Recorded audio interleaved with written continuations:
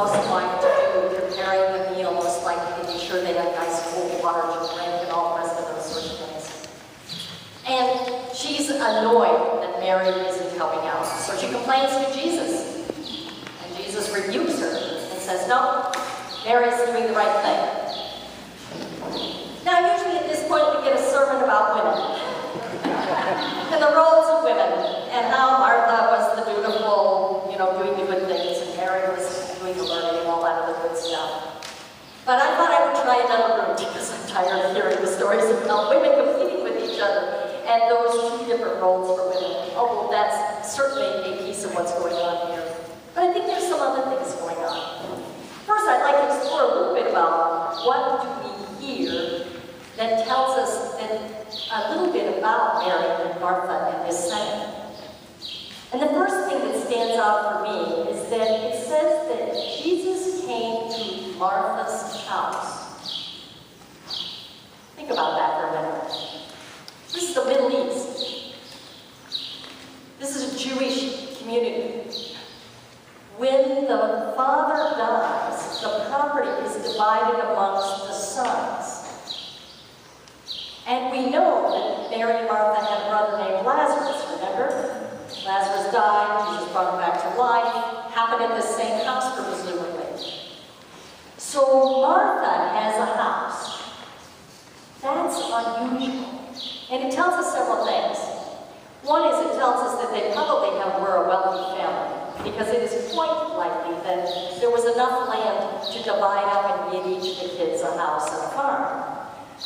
Because I guarantee you Lazarus got first pick. He got the head of the line for Martha. But Martha has a house. And the other thing that I notice is there's no mention of spouses for Mary or Martha or Lazarus. There are no children mentioned.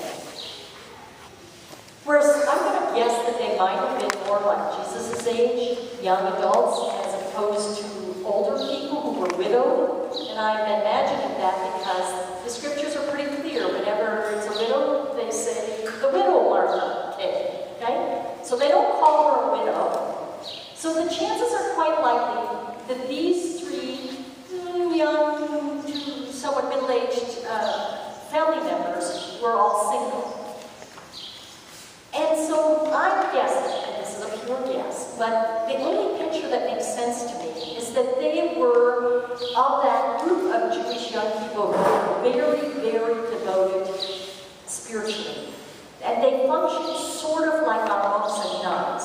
They didn't live in households, but that was the thing that happened in those days. Is you would find people who would dedicate themselves to the Lord, and they would go to the synagogue or to the temple every morning and every evening to do the prayers. And they would be the people who would live the exemplary Jewish life.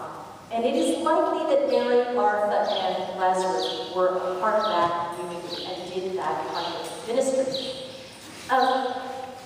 They were clearly valued by the village, because when Lazarus dies, it says the villagers came out to console the sisters. It tells us that this house is probably outside the village a ways. Another reason why it might be a farm. The other reason that we figure if that happens, that would make sense that they would be from a wealthy family, because hello, how else would they support themselves, right? If they're not working and not married, women either were cared for by their fathers or their husbands. So that's a likely explanation. Now the other piece is to look at what's happening with Jesus, because we always focus on Mary and Martha, and we don't focus on Jesus. But the reality is, when we read these scripture stories, and there's a little twist to them, there usually is a little twist, you gotta look for the what's odd about this story. And the odd piece, which we always focus on, is that Mary is sitting at the feet of Jesus acting like a male disciple. So that's what this is talking about. But there's another odd piece that most of us don't pick up on, and that is Jesus' behavior is obnoxious. Think about it. No way would you go into a Jewish home where the hosts are being very hospitable and are taking care of you, and then when they raise a question about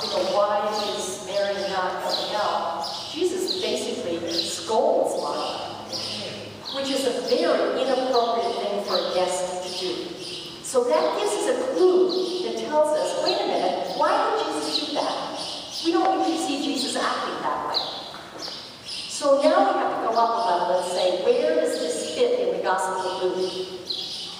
And this story fits into the journey story. And it starts a few ways ahead of where we are now in the gospel. When Jesus sets his face towards Jerusalem.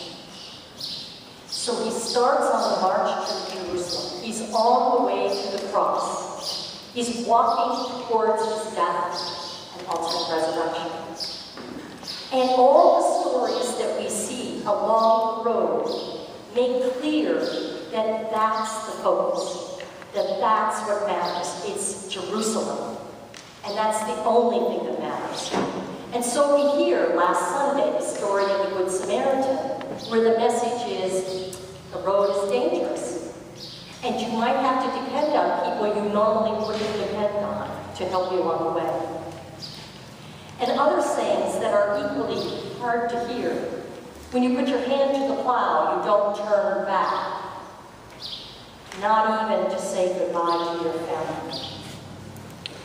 You don't turn back, not even to bury your father, which was a huge requirement for them, especially of the son in that culture. So what Jesus is saying over and over, and in this story again, is the focus is going to Jerusalem. The focus is on fulfilling God's mission. The focus is clear, direct, and you cannot be distracted from it. And the word he uses when he says to Martha, you are busy and distracted.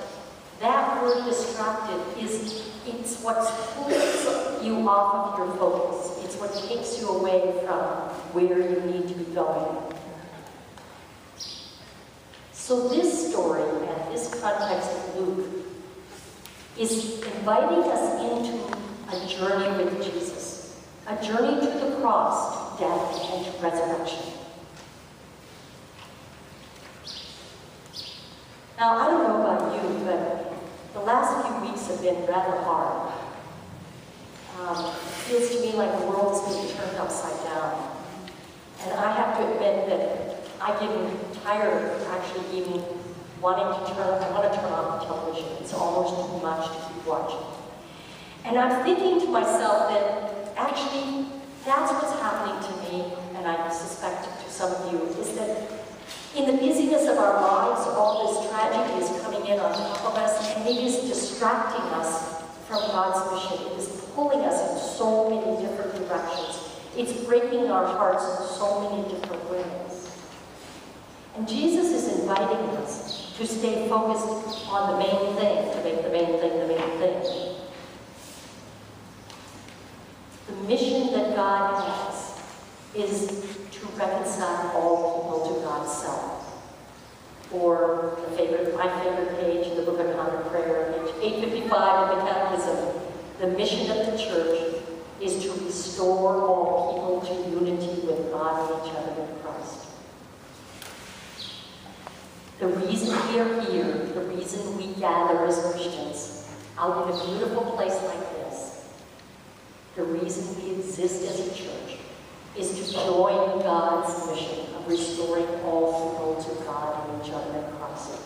It is about bringing us in into God's hands, into God's love, into that oneness. And all these things that happen in our daily lives, and all these things that are on television, and all these things that happen around